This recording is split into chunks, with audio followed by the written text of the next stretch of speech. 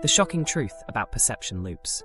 Your brain edits reality in real time, and the edit feels true, even when it's not. The thing most people miss is this. Perception isn't a camera feed. It's a construction your mind assembles on the fly. In the next few minutes, I'll decode the quantum glitch idea using attention, prediction, and observer effects, no fluff. You'll learn how your mind lies, how it rewires memory, and how to see through it daily. And there's one technique later that instantly exposes a live brain glitch you can't unsee. Once you catch it, you'll start noticing the edits everywhere, especially in conversations. What we mean by quantum glitch, concept clarified. Let's clean this up without killing the wonder. Quantum gets thrown around like confetti, and honestly, it confuses people. Here, we're not claiming your brain is running on spooky particles, or that your thoughts bend electrons across the room. We're using quantum as a mental model, observer-dependent outcomes. In physics, some measurements depend on how you look. In cognition, your attention and expectations play a similar role.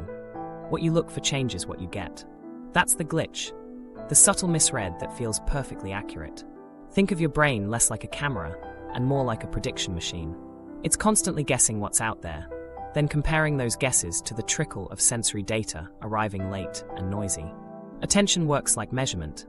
It sets what counts as signal, what gets suppressed as noise, and when you lock in an interpretation.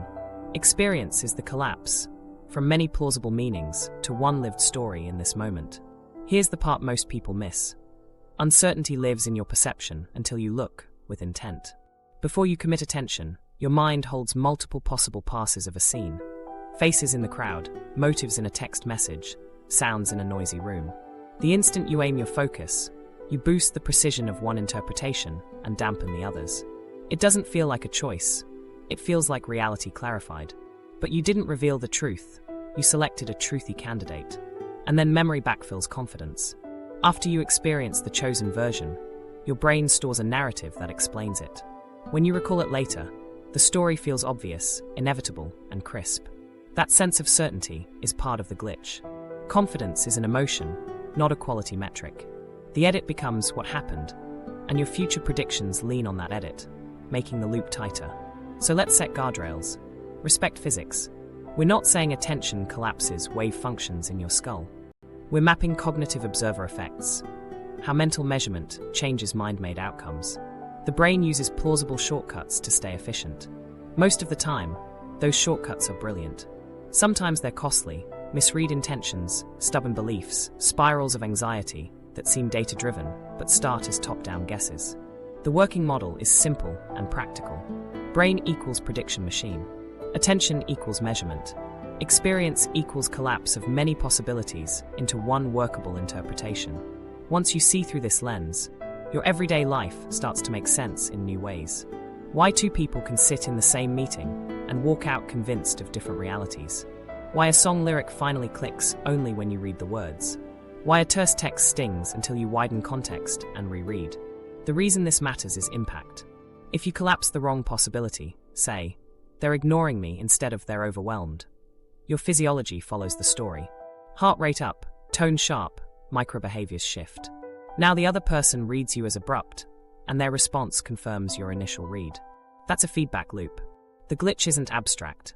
It shapes your day, your relationships, and your sense of self. Here's the shortcut nobody teaches. Treat attention like a precision dial. When you aim it narrowly, you get speed, but risk premature closure.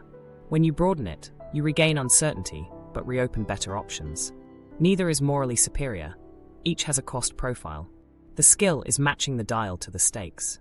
Actually, let me back up and make the idea tangible. Think of your experience as a storyboard with missing frames. Your brain fills the gaps so the movie runs smoothly. That's efficient, and it's where edits sneak in. Once an interpretation is chosen, the brain commits to it just enough to move you forward. Later, recall stitches in context and emotion, making the story feel seamless. Seamless doesn't equal accurate. If you remember nothing else from this section, remember this. What feels like seeing is often believing, then seeing. Your prior assumptions shape which bits of the world get high-resolution treatment. Your attention finalizes the take. Your memory secures the edit. That trio keeps you functional and can also lead you astray. So where do we go from? Here? Keep the wonder, ditch the woo. Use the observer idea as a tool to catch the moment you're about to collapse too fast. Ask, what else could this be? And watch how instantly your experience loosens. Coming up, we'll map how the prediction machinery actually runs under the hood, why top-down signals often beat raw input, how errors update the model, and the quick win that lets you catch your brain's autocomplete in real time. Once you feel that, attention becomes your steering wheel.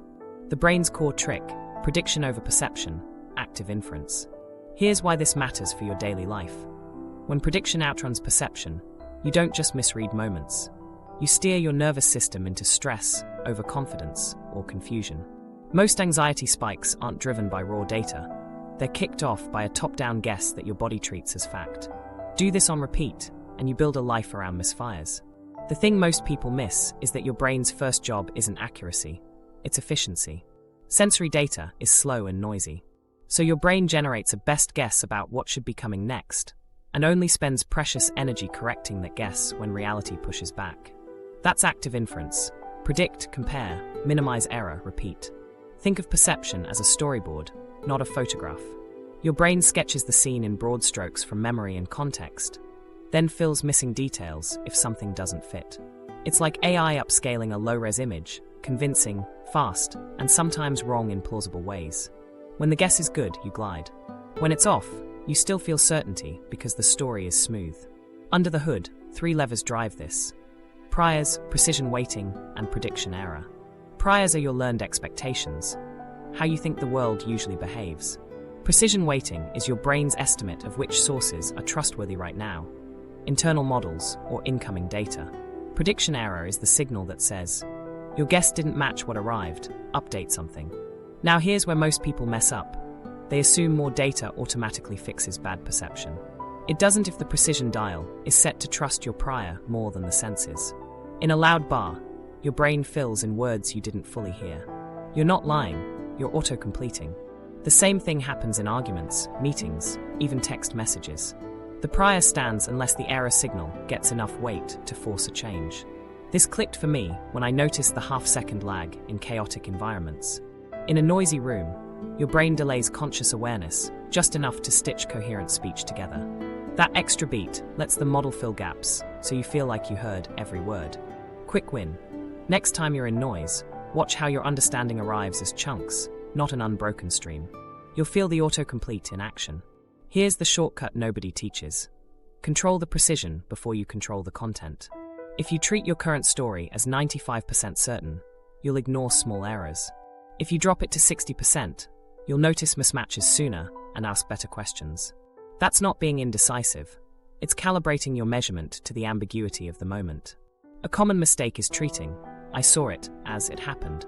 Eyewitnesses often report vivid, coherent scenes that never occurred because their brains smoothed chaos into a narrative. Vividness is a function of the model's confidence, not the world's truth. Confidence feels good and can still be wrong. Before we continue, you need to understand that prediction error isn't a failure, it's the update engine. When you catch a mismatch, you have 2 choices: change your interpretation or downplay the error. Under stress, we downplay errors, harden the prior, and get premature closure. The result is false certainty that escalates conflict. Let me show you exactly how this plays out at work. You send a message. No response for 3 hours. Your prior says they're upset. Precision weights your internal narrative as high, incoming data as low. Every minute without a reply becomes evidence, even though silence is ambiguous. The error signal, no confirming sign of anger, gets suppressed. By the time they respond with just stepped into meetings, you're already activated. If instead you had set your prior to medium precision and asked, what else could explain the delay? Your body state would have stayed stable. The reason this works is your physiology listens to predictions. If your model forecasts threat, your heart rate, breathing, and muscle tone adjust before confirming data arrives. That's useful in a forest, messy and slack. Your goal isn't to kill prediction. It's to make it just accurate enough and quick to update. Once you nail that, everything else clicks. You start noticing how your brain autocolors ambiguous stimuli. A glance you interpret as judgment, a tone you read as sarcasm, a gap you label rejection. These are guesses posing as facts. The fix is not to distrust everything. It's to build a lightweight loop. Predict, check for error, update if needed, move on. Here's a practical drill. For the next week, when you feel a spike, annoyance, worry, certainty, say this silently. Provisional. Then ask one clarifying question, or seek one disconfirming cue. You're not debating yourself. You're increasing the precision of incoming data, so your model can recalibrate. 10 seconds, huge payoff. Now, you might be thinking, isn't this exhausting? It's not when you make it situational. Most of your day runs fine on autopilot. You only dial up this loop when stakes or ambiguity rise. That selective effort saves you from hours of cleanup from one bad collapse. The game changer nobody talks about is that attention is the steering wheel for precision. Aim it narrowly, and you get fast, confident stories with higher risk of error. Widen it, and you tolerate uncertainty long enough to gather better signals. Up next, we'll turn that steering wheel and show how attention acts like measurement, how it collapses ambiguity, binds features into objects, and makes some realities vanish from experience the moment you stop looking. Attention as measurement, collapsing ambiguity. Attention decides which possibility becomes your lived reality in that moment. That's not poetry, it's mechanics. You've got multiple interpretations competing under the surface. When you aim attention, you boost the precision of one channel and suppress the rest. The story tightens. The world seems to sharpen. But clarity is selective. What you enhance, you experience. What you mute, you effectively delete. Think of attention like a spotlight on a dark stage. Wherever the beam lands, detail pops. Outside the cone, things still exist, but they don't contribute to the scene you experience. That's selective attention. It's powerful because it reduces uncertainty fast. It's risky because it hides alternatives just as fast. Here's the thing most people miss. Attention doesn't only highlight content. It changes how signals bind together. Feature binding is your brain's trick for gluing color, shape, motion, and location into a single object. With the right focus, separate features fuse into cup, face, or threat. When attention drifts, binding loosens. That's why, in chaotic contexts, you misattribute a comment to the wrong person or hear a tone that wasn't meant for you. The parts were there, the binding was off. Now, the famous gorilla example drives this home. You count ball passes between players in white shirts. You're accurate on the count. Meanwhile, a person in a gorilla suit walks through the scene, pounds their chest, and half of viewers never notice. The gorilla existed. The camera recorded it. But your attention didn't allocate precision to unexpected primate. So your experience didn't include it. That's inattentional blindness. Not a moral failing, a measurement choice. In lab terms, this sits alongside feature binding errors and change blindness. Classic effects showing that what you don't measure with attention won't assemble into conscious experience. Let me show you exactly how this plays out in daily conversation. You're mid-call, listening for agreement. Your attention weights nods and arm S as high-precision signals. Meanwhile, subtle head tilts or delayed pauses get suppressed. You end the call convinced you're aligned. 2 hours later, the email lands. Let's revisit scope. The signals were present. You didn't measure them. Once you see this, it's not about blame, it's about better measurement. Quick win you can try today, the shift gaze test. Mid-conversation, move your focus from the person's words to their breathing for 2 sentences, then to their hands for 2 sentences, then to the room's ambient sounds for 2. Feel how the meaning of what's happening reconfigures on the fly. Same conversation, different lived reality, because the measurement shifted. This teaches you that attention isn't just seeing more, it's deciding what counts. Before we continue, you need to understand how attention sets precision. When you decide something matters, status cues, threats, kindness, your brain boosts gain on those channels. Competing inputs drop below awareness. Under fatigue, your spotlight tightens, you tunnel. Under safety, it widens, you integrate more context. So if you're stressed, your measurement naturally favors swift, protective interpretations. Good for danger, rough for nuanced talks. Now here's where most people mess up. They treat distraction like a moral failure instead of a drift in measurement. You didn't lose willpower. Your system reallocated precision because something new signaled relevance. The useful question isn't, why am I weak? It's, what did my attention decide was more precise right now? And do I agree with that choice? Try a micro drill. When you catch yourself locking onto one interpretation, say, they're bored. Run a 3-frame sweep. Eyes voice. Context. Eyes. Are they scanning notes or the door? Voice. Pace, tone, emphasis. What's the pattern? Context, time pressure, recent messages, competing priorities. This quick triad redistributes precision, so you don't collapse too soon. The game changer nobody talks about is attention's cost profile. Narrow focus increases speed and commitment, but raises the chance of missing weak but important signals. Wide focus increases accuracy in ambiguous environments, but slows action. Pros switch modes on purpose. You can too. Decision mode, narrow for 60 seconds, then check mode, widen for 20 seconds, then act. Actually, let me back up and offer a map you can remember. AIM, amplify, ignore, merge. Attention amplifies chosen signals, ignores competing ones, and merges features into objects or stories. If you remember nothing else, remember AIM. Use it to ask, what am I amplifying? What am I ignoring? What am I merging into a single meaning? Once you nail that, everything else clicks. Beliefs start to show up as preloaded settings for your spotlight, and memory reveals itself as the record of whatever the spotlight lit. Next, we'll watch how those beliefs quietly load the dice before attention even hits the scene. Belief as a prior, how stories bend reality. Here's why beliefs matter. Strong priors don't sit in your head like opinions, they bias what gets measured. They hijack attention's precision dial before the scene even starts. If your story is "people let me down," your system spotlights microsignals of withdrawal and mutes cues of care. The day feels colder, not because it is, but because that's the version you funded. The thing most people miss is that confirmation bias isn't a character flaw, it's an energy-saving feature. Your brain prefers evidence that fits the story because updates are metabolically expensive. Expectancy effects go further. When you anticipate strain, you subtly behave in ways that produce it: tight voice, guarded posture, clipped replies. Others tense up in response. See? I knew it. The prophecy keeps fulfilling itself. Let me show you exactly how belief changes the math. Remember precision weighting? A belief raises the precision on predicted signals. That means faint hints that match your story get amplified, while loud but disconfirming data gets discounted as noise, exception, or doesn't count. You aren't lying, you're reallocating trust. Two people, same room, different highlights. Belief is the pre-edit. Microstory time. A student once told me, "I'm awkward, so people avoid me." We didn't argue the label. We changed the prior to "I'm curious." Same body, same room, new measurement. Curiosity pushes attention outward. Questions, listening, noticing name tags and common ground. Conversations lasted longer. The social data collapsed differently because the prior made approach more precise than avoidance. After a week, their evidence changed. Here's the shortcut nobody teaches. Beliefs are hypotheses, not identities.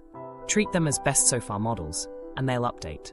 Treat them as selfhood, and they harden into armor. The cost of armor is mobility. You protect the story and lose the chance to steer. Quick win you can use today. Run the anti-prior loop. Before deciding, collect 3 disconfirming observations. Not debates, observations. If you think "my boss dislikes me," find 3 recent moments that don't fit. Neutral tone in a check-in, timely approval, forwarding your work with praise. You're not erasing discomfort. You're lowering the prior's precision enough to let reality vote. Now here's where most people mess up. They confuse belief strength with truth strength. The felt intensity of a story comes from repetition and emotional tagging, not accuracy. High arousal experiences stamp a narrative with important, and that tag gets mistaken for true. Under stress, you'll reach for the most heavily tagged story because it promises speed. That's useful in emergencies and costly in relationships. Actually, let me back up and give you a mental model you can carry. Bias. Belief instructs attention settings. Your belief instructs which channels get gain, which get gatekeeping, and which features will be merged into a single meaning. Use bias as a check. What instruction is my belief sending to my attention right now, and do I want that? The reason this works is simple. Priors shape micro-behaviors long before words start. Your face sets in subtle ways. Your timing shifts by half a beat. Your questions tilt. Other people aren't reading your mind. They're reading your signals. Your belief creates the climate. The climate produces the weather you then report as fact. A quick micro-experiment you can run this week. Reframe one sticky belief about a person from trait to state. Swap "they're disrespectful" for "they're overloaded today." Hold it as a provisional prior for one conversation. Watch how your attention redistributes precision. You'll notice task switching, delayed breath, pile-ups on their calendar. You'll ask a clarifying question instead of delivering a verdict. Often the response you get is kinder than the one you braced for. Before we continue, a guardrail. Don't use reframing to excuse harm or gaslight yourself. The ethical move is truth-seeking, not comfort-seeking. When in doubt, verify externally. Timestamps, third-party notes, written agreements. Beliefs should face reality checks. If the check fails, update the prior, not the facts. The game changer nobody talks about is belief granularity. Global beliefs. People are X. Overfit and mislead. Contextual priors. Under deadline, Alex gets terse. Predict better and update faster. Make your priors smaller so they can be smarter. If you remember nothing else, remember this. Stories bend reality by preloading your measurement. You live the version you fund with precision. Lower the precision a notch, widen the sample, and a different world appears.